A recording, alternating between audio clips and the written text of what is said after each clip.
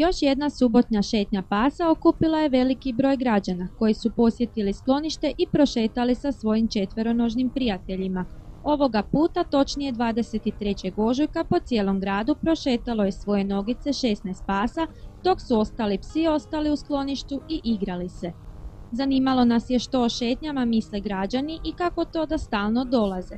U nastavku priloga pogledajte što su nam rekli. Kako to da ste danas ovdje? Pa zato što želim ovim malenim bićima pružiti radost. Što mislite o ovoj akciji životinjske priče i šetnjama? Pa mislim da je dobro to što se napokon u Belom Manastiru nešto događa i to je lijepo. Hoćeš li danas šetati i nastaviti sljedeće subote? Hoću, već mi je ovo treća subota. Treća subota, znači nisi prvi puta ovdje? Ne.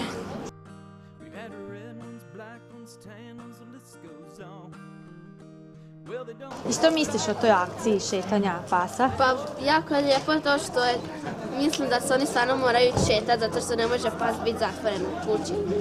A sad je to baš tako lijepo kako su veseli kad idu van, jako su veseli. Imaš li ti kod kuće psa? Imam jednog psa i 4 mačke. Je li šetaš iz svoga psa? Mislim u svakom slučaju da ljudi koji se odluče kupiti psa, da ga isto tako moraju čipirati i kastrirati. Svakako zato što se još uvijek događa da puno ljudi koji kupe rasnog psa ne znaju na kraju što će sa psićima, dakle dođu velika legla i ta legla nažalost završe na ulici i završe u azilu. Imamo mi ovdje i u azilu puno rasnih pasa koji su upravo na taj način završili, pa evo pozivam sve ljude dobra srca da udome iz našeg azila pse koji su nesretnim slučajem ili spletom takvih okolnosti završili na ulici. Ti zoveš? Nikola. Nikola, jesi ti danas sigurno jedan od najmlađih ovdje šetača? Kako to da si došao danas ovdje? Pa sa Sarom i onom prijateljicom. I došao si šetati pse, ponio si povodac, jel tako?